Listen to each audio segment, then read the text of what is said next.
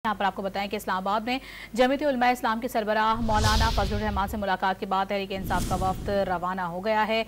इस बारे में मजीद बात करेंगे। डॉन न्यूज़ के नुमाइंदे अब्दुल्ला मोहम्मद हमारे साथ मौजूद हैं।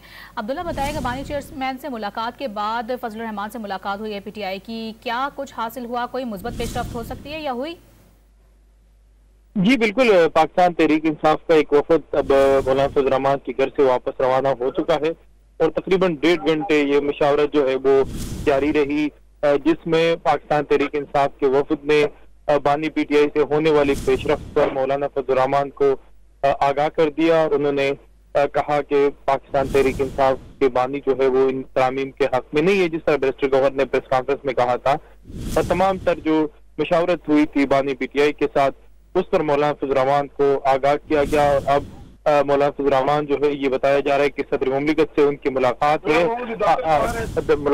और आज या तो सदर मुमलिकत मौलाना की रिहाइशगाह आएंगे और या मौलाना फजलुर रहमान सदर मुमलिकत के पास जाएंगे।